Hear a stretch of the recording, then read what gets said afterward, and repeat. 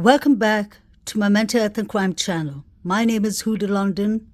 This is the case of the Idaho quadruple murders. May the 4 victims rest in peace. Condolence to their families, and may the correct justice be served.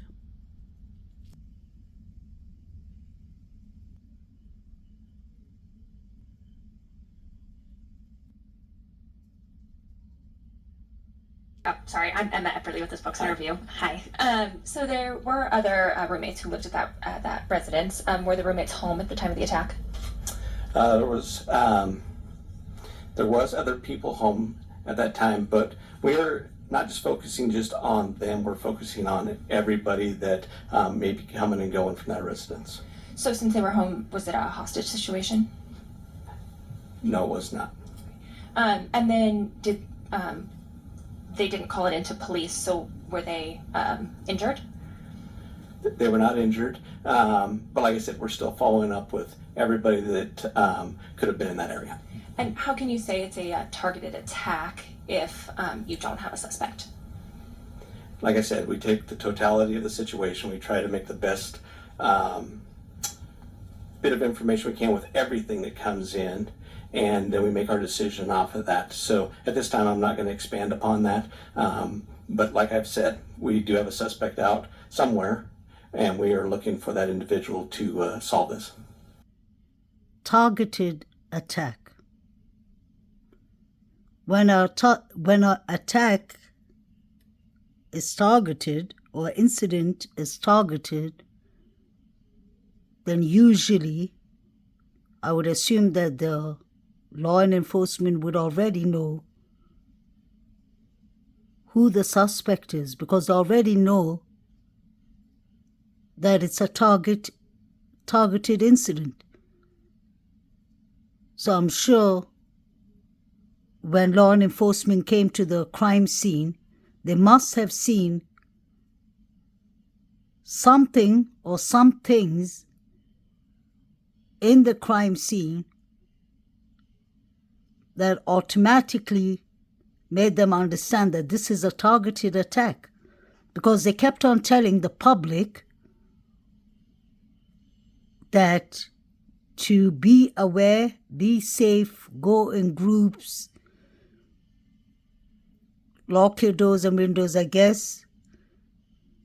But they kept on telling the public, that they are safe. At the same time, Chief Fry says there is a suspect who's done these awful crimes somewhere. So this doesn't make sense at all, because usually when something is targeted, you know who the target is, unless they don't want to share it. There was so much misinformation at the beginning. Then we had the mayor himself saying this was a crime of passion. Later on, law enforcement wonders why the public spread rumors and speculations on social media, when actually the rumors and speculations are partly coming from them. The mayor is a professional person. He's a mayor. He's not supposed to be guessing if it's a crime of passion unless he was told that it was a crime of passion. And that's what I believe. If this was a crime of passion, it would make sense to me. Because I believe that a knife killing, trigger warning, is very personal. It's very intimate. You're coming face to face with the person. You're literally breathing on the person, or the person is breathing at you. And it's impossible for one person to have unlived 4 people without having any blood evidence there. Because we've heard before from all the experts, and that is common sense, is when somebody uses a sharp-edged weapon in such brutal, horrific attacks on 4 victims. Let's remember 4 victims, not 1, not 2, not 3, 4 victims. And if they're using the same blade, if they're using the same object, the same sharp object, it's going to be slippery on his hands or her hands. It's going to cut the person. The person is going to come into some kind of injuries unless they were well equipped. But even then, there should be some blood evidence besides a touch DNA from a knife sheath, the button of the knife sheath. We've heard that it was a horrific crime. So this doesn't make sense. That means the police knew who the target was from the start, who was targeted, and who the suspect or suspects were. I wonder if there was something written on the wall. The reason I say that is because before I used to think it was a rumor when people said that there was blood on the wall. But then we heard it from Fox News themselves. To clear it, I'm not saying that the murder weapon is back here, but primarily to make a determination if there's any physical evidence back here. Malta, this was a very gruesome murder scene, according to the medical examiner. According to the medical examiner, there was actually blood on the walls. And I can tell you, if we pan over, we're looking at the third story of this home. And as you look, these are the two sections where the bodies were supposed to have been found, on the second and third floor. Now, there were two cleared. I'm not saying that the murder weapon is back here, but primarily to make a determination if there's any physical evidence back here. Malta, this was a very gruesome murder scene, according to the medical examiner. According to the medical examiner, there was actually blood on the walls. And I can tell you, if we pan over, we're looking at the third.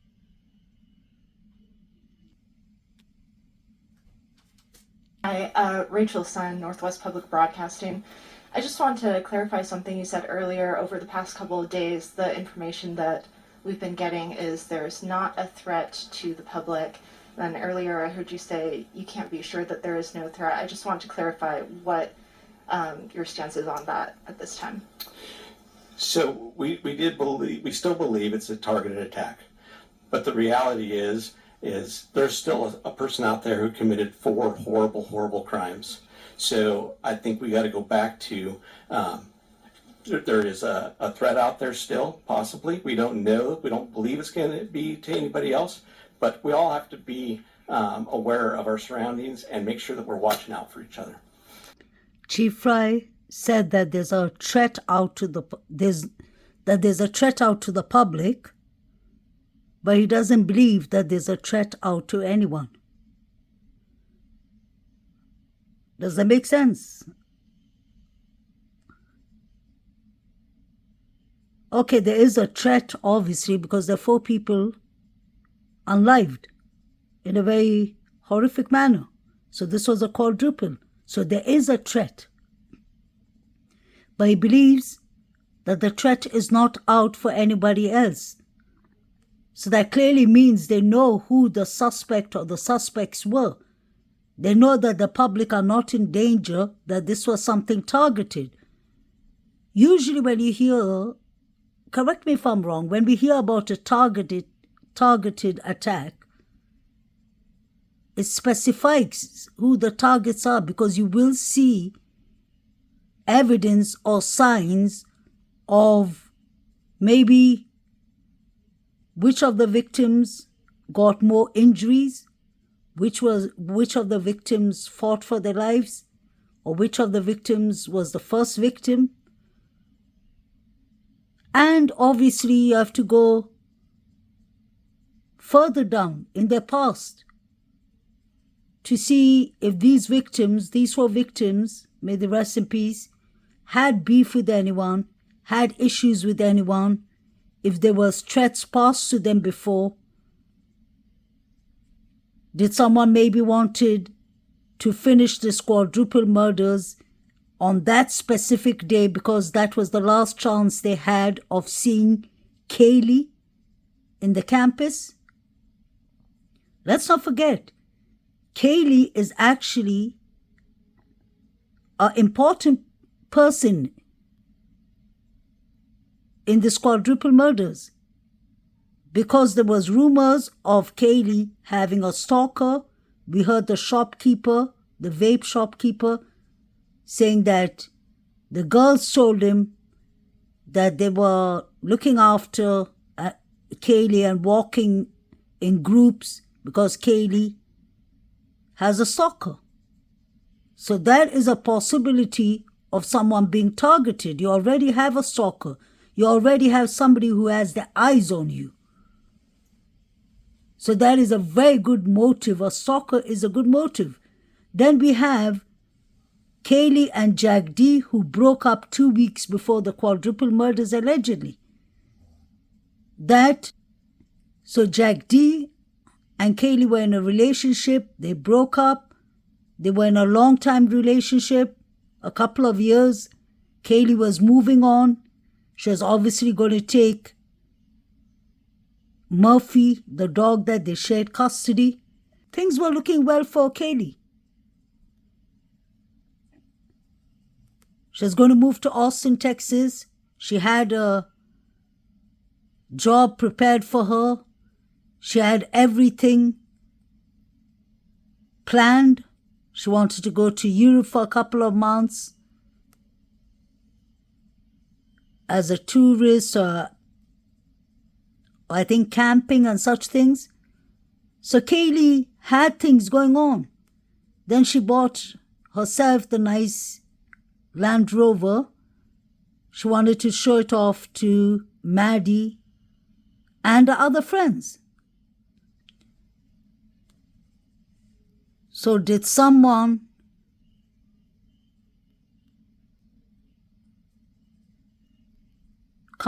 made this horrific decision to cut Kaylee's life short? Could that be possible? Is that what the mayor meant by crime of passion? Could that be possible? Then we have Ethan and Xana, who I believe always were the first two targets.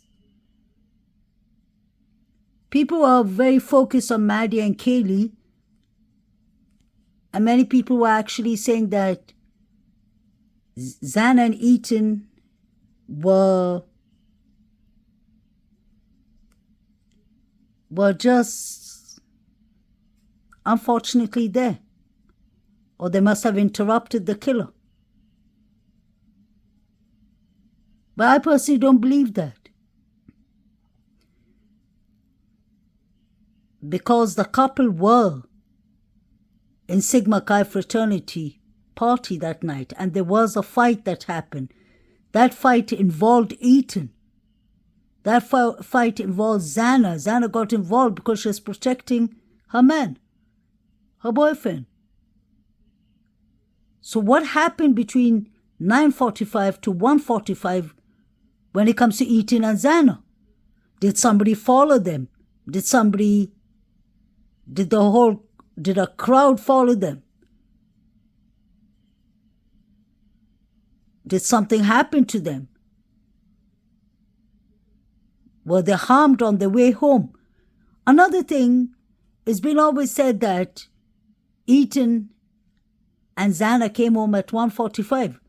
But the chief clearly says in his press conference that the surviving roommates, BF and DM, went to sleep at 1 o'clock when they came at home. So how did they know when Ethan and Xana came home? Let's not forget, Bethany is in the ground floor, so she can't hear who's upstairs. I don't think so, unless Dylan saw them, but then the chief said they were asleep. Why do I have a feeling that there's something wrong with BF, DM, and the police? Why do I just feel like they all are working together and they can't get their story straight? I'm being honest. There's something not right here. Were they witness? The chief says, no, I said they were just there. Then when did they become witness? 49 days after, when Brian Christopher Koberger was arrested? Did they decide, okay, there's some things that need to be fixed, so why don't we just say that DM was a witness? Let's say that she was on the second floor. Because if DM was on the second floor and if she was a witness, the police would have said it in the first two press conferences. They would have indirectly said, there's a witness, we can't say much about that. But they excluded her as a witness immediately. They said they weren't witness. So what were they? Why aren't they mentioning that BF was in Sigma Chi fraternity party too? Is that why she has exculpatory evidence? And then one other follow-up. I know you said when the call came in, it was for an unconscious person, and also that was a stabbing. It seems, just from an outside perspective looking in, like that would be not the first thing a person calling in would think. You're right. But the report that we got was that it was an unconscious individual.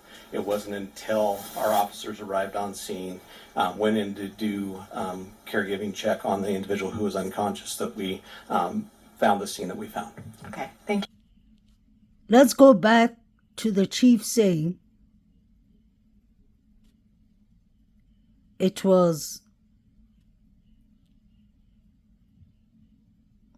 not only a targeted attack, that it was, sorry, not the chief, I really apologize, the coroner. She said it was a bloody scene. We've heard that from many reports, that it was a bloody scene. I showed you the Fox News reporter saying there was blood on the walls. Trigger warning. So if it was a bloody scene, how come the person that called for 911's assistant said that there was an unconscious person? Wasn't it a bloody scene? Wasn't there blood on the walls? Wasn't there blood everywhere? If the person is unconscious, there wouldn't be blood everywhere. And they would have definitely seen the blood, because the blood was leaking out from the outside of the house in Xana's room. So are we supposed to be taken as fools? Because once you say something, we stick with that. If you're going to change it, inform the people that you're going to change it. But we are getting mixed messages. It was a bloody crime. The coroner said that. The coroner and the police are not on the same page, if you'll notice. They're on two different directions, north and south. I'm sure the police is upset that the coroner opened her mouth before they even discussed it. So they decided to stick to their plan. But guess what? The coroner already snitched on you. She already told on you. The coroner, I love the coroner. She's an honest woman. She already told us many things that she wasn't supposed to say. She said the death time that she pronounced the death was 2 a.m. After 2 a.m. At the start, she said 2 a.m. This next interview, she said after 2 a.m. Isn't that strange? If Ethan and Xana came home at 1:45, that the deaths were pronounced at 2 a.m. And let's not forget, Ethan's mother said 2 a.m. is the toughest time for us all. Us all, I don't know if she's talking about her family specifically or all the other victims' family. But I personally believe, which is heartbreaking, that Ethan and Xana were unlived first. Somewhere before 2:25, 2:20 p.m. And I believe something happened to Maddie and Kaylee after 2:52. That was the last call made to Jack D. Jack D's alibi is he was sleeping. I can understand that. You can fall asleep, obviously. He had a long night out. He was in the corner club. But let's not forget, he was in the corner club at 1:35. The girls called him at 2:52. Is he trying to say that he fell asleep within 1 hour and 10 minutes when he was in the corner club? After the corner club? Jack D lives next to the girls. He doesn't live far from the girls. If he jumped out from his back window, nobody would know that. His roommate said he was sleeping upstairs. How would the roommate know when the roommate was sleeping downstairs? Could somebody have snatched Murphy when they let Murphy outside? Because we've heard on the Linda Lane footage, although we can't confirm if that is a right footage. But nothing in this case can be confirmed. And then later on, social media is being taken down and we get all the yelling and all the bad reputation for spreading rumors when the rumors came from Idaho, Moscow.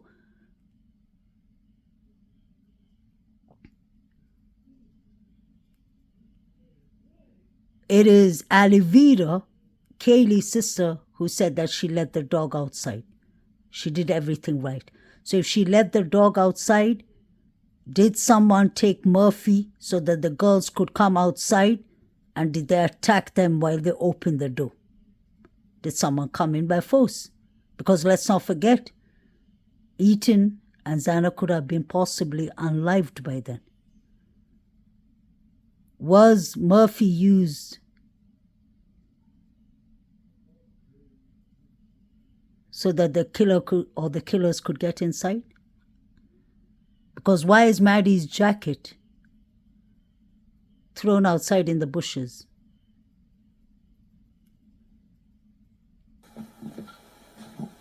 Hi, Heather Roberts with ABC News. Just to follow up on what she asked, so the other two roommates were there at the time of the attack? All the information we have from our investigation is that yes, they were. Okay, but they were unhurt. That is correct. So is there any explanation as to why it took so long then for someone to call 911? You have surviving witnesses to an incident at 3 or 4 in the morning and the 911 call didn't come until noon? I don't think I ever said that they were witnesses. I said they were there.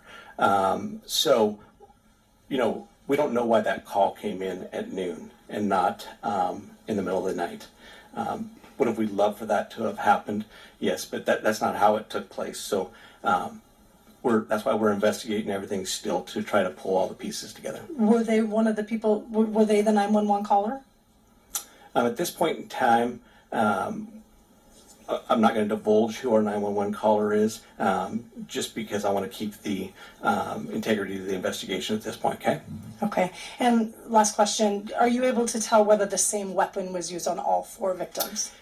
That's why we're having the autopsies done. The autopsy will confirm that and hopefully collect some evidence for us, even from those. That's why you do the autopsies, is to try to be thorough and try to gather more. So we'll leave that would probably be something that would come out later.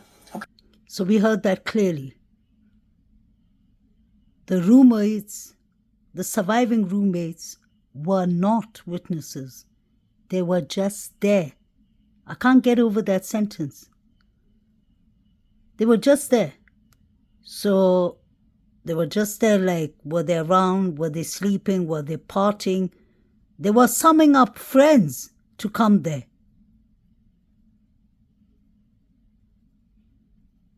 It took them 8 hours. What kind of shock phase takes 8 hours to wake up out of? PTSD exists, and I really do believe that the surviving roommates must have gone to a proper traumatizing situation. Maybe they were afraid for their lives and locked themselves in the room, like Dylan said. But something doesn't add up. And for me, things that don't add up is to start with the timeline. How did they change the timeline from 3 to 4 to 4 a.m. to 4:25? When the timeline doesn't add up, nothing else is going to add up. It's like a puzzle.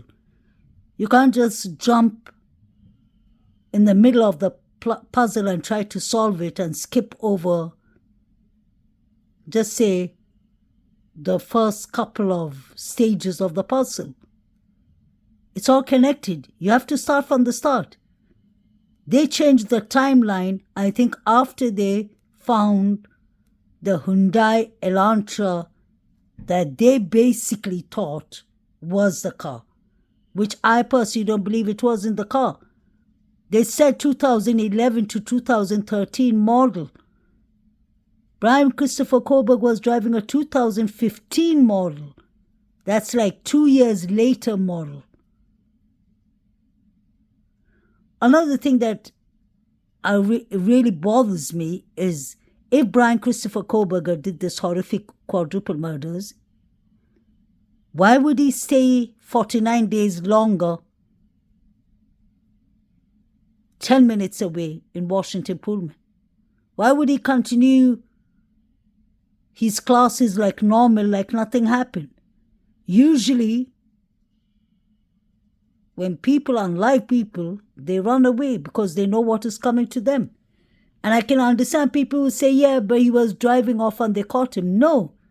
The day he was driving off was the 15th of December, 1 month after the murders. And they didn't arrest him to the 30th of December, 2 months almost after the murders. So did they just fit in anything that is suitable for them in the affidavit? Was it professionally done? Because the crime scene was terribly done. They knew it was targeted because I personally believe something in the crime scene made them aware of that this is a targeted incident. Maybe they saw something written on the wall with blood. Maybe there was a note there. Maybe they understood it was not only targeted, it was a targeted crime, which was a crime of passion. Because the police said it was a targeted attack. And you have the mayor saying it was a crime of passion. Now put them two together and let's see what answers we get. For me, if I put crime of passion and targeted attack, I plus them together, it'll be 2. The reason I came to 2 is that it will be double jacks. One of the jacks could be per se involved. I per se believe that. Allegedly. The reason I say that is we have one jack where Kaylee left him. She ignored him. She ghosted him on Instagram. Let's not forget that. She was ignoring his messages. She was moving to Austin, Texas. He was ruled out the last. Many people in the college were speculating that it was one of the 2 jacks. So Jack D could have been the crime of passion that the mayor was talking about. Jack S, on the other hand, there's a lot with that young man. He has more like psychopathic behaviors, killing animals, allegedly throwing them in front of sororities and in front of houses, allegedly thrown out of his frat. That's a fact. Sexual harassments towards women, fact. He was thrown out of the corner club that night for harassing Kaylee and Maddie. Speculation, a strong speculation. Many people are saying that it actually happened. two girls from the sororities who was there that night actually wrote it in Facebook that he was thrown out of the corner club because he was harassing Kaylee and Maddie. And I read another sorority girl or girl from the college who said that she was there and he was thrown out for harassing another girl. So you can take your pick. It comes back to as harassments with this young man. Another thing with Jack Showalter is that he owns K-bar knives. That is a red flag for me. He has access to K-bars. He has a family who are hunters. It doesn't make it a crime, but that actually adds a lot onto his plate. He has a family that have influences around. His father, mother, two of his older brothers are all doctors. Who would drive 2 a.m. at night after coming from Corner Club and coming from a Saturday night out? Who would drive 7 hours, 6.5 hours to a cabin in Boise, Idaho in winter? I wonder if it was Jack D who allegedly crashed that red Mustang, because he left in a red Mustang from the grub truck. I don't believe in coincidence. Yes, I do believe. Sometimes it happens. But this is just a show of coincidence, and that can't be possible. Impossible. Everyone in the grub truck was playing their own civilians, I believe. Everyone was watching out for the girls. There was some kind of plot going on there. And while everyone was watching the two girls, number 9, number 8, Joe Vito, David Lodge, and his two friends, Aiden with the beard and long hair, while everyone was up to no good in the grub truck, some of them weren't even ordering food. While all that was happening in the grub truck, something awful was happening to poor Zan and Ethan, because they were watching it on the grub truck after Kaylee and Maddie left. The reporter asked him an excellent question too. She said, was the same knife used on all 4 victims? And he said he doesn't know, that they're still searching. Don't you all find it strange that the police only checked 3 garbages, 1 at Kings Road and 2 near the area? Who would go do a quadruple murder and then just go and throw the knife somewhere around the dustbins? That's not going to happen. The person could have been a psychopathic person and decided to keep the knife for memory's sake. Or they went and buried the knife somewhere.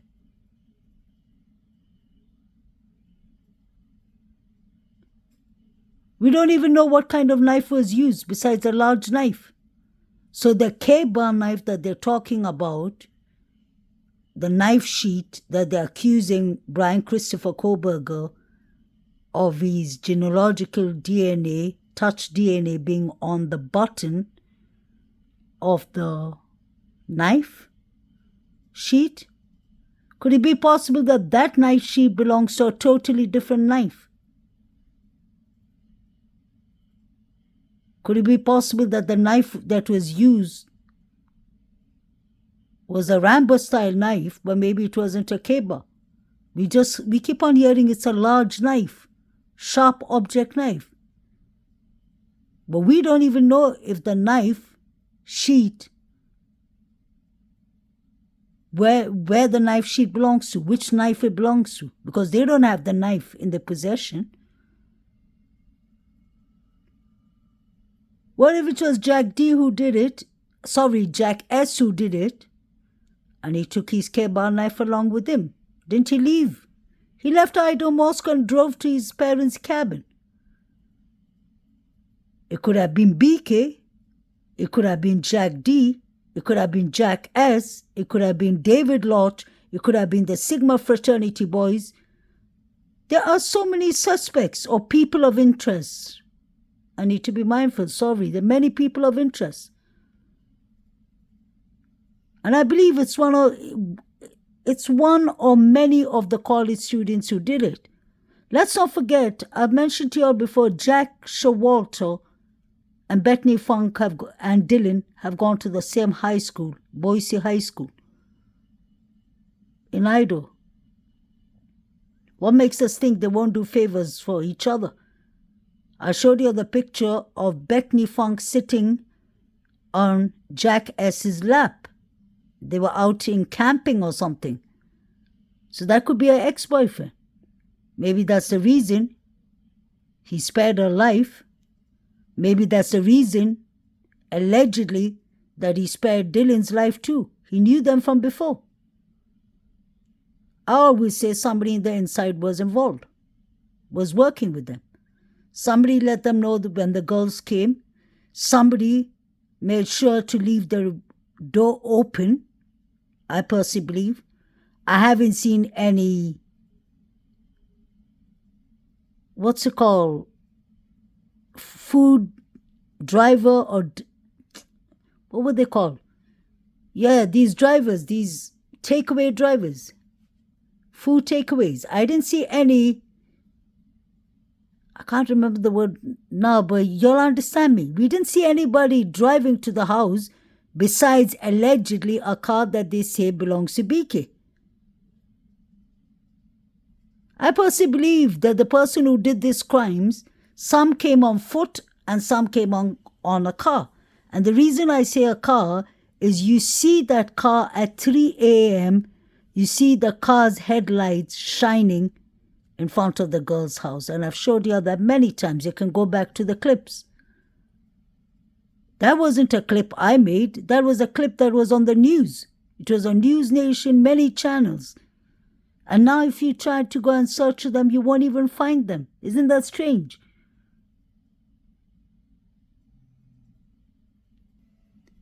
Look at the blood. May the rest in peace. Trigger warning. What I'm trying to say is, if that is how it looked on the outside of the building, imagine how it looked inside. There had to be a lot of red liquid inside too. Like the Fox News reporter said, on the walls. He said the medical reporter told him that.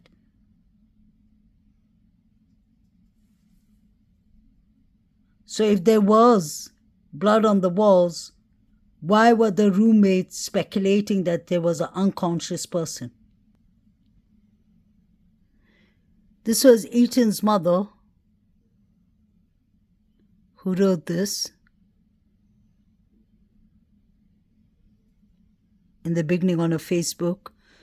We spent the last 8 weeks, besides the obvious, focused on Maisie and Hunter. Cards, chalks, walks, hikes, tears, you name it. Yesterday we successfully dropped them off back at the University of Idaho. Hunter was very glad to be back at the fraternity and Maisie was warming up to the idea. But it was so good to hear all the girls squeal and delight upon seeing her. It did this mama's heart good to hear it. The support from the University of Idaho, Moscow Police Department, ISP, has been profound. Maisie and Hunter are rock stars, and we couldn't be more proud of them. Their job now is just to be kids. Start where they left off. Keep goals and aspirations in mind. For an update, anything we, Eton, had is now frozen with the defense. For us, it involves 2 vehicles, Eton's belongings, and a nice set of golf clubs. So all of those things are frozen. We've met with prosecutors, handled media inquiries, hopefully respectfully, managed, grieved, talked, and continue to try and process our new normal. However, nothing has changed. We spend no time being angry.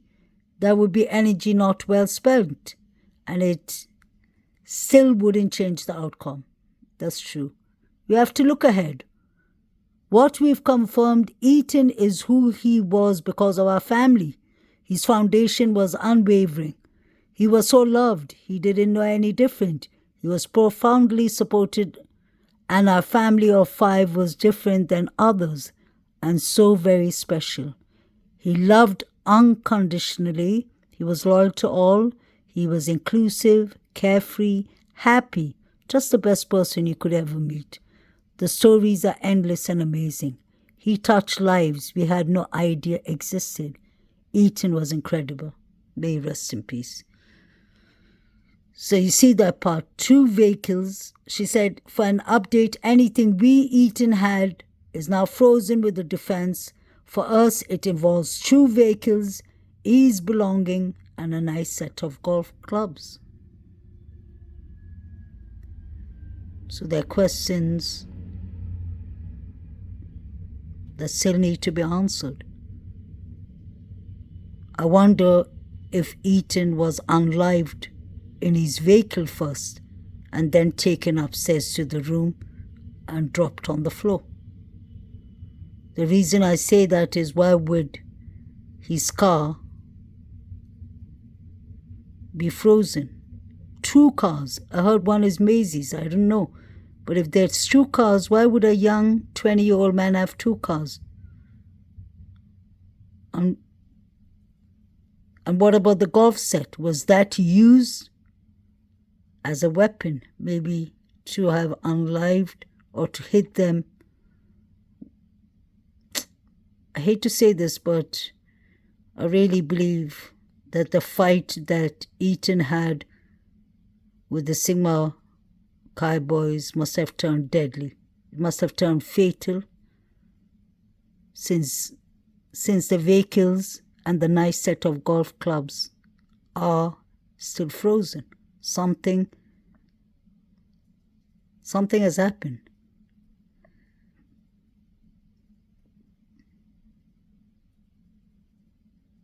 Something has happened that involves these items. Odell and her boyfriend Ethan Chapin were also out the night of November 12th.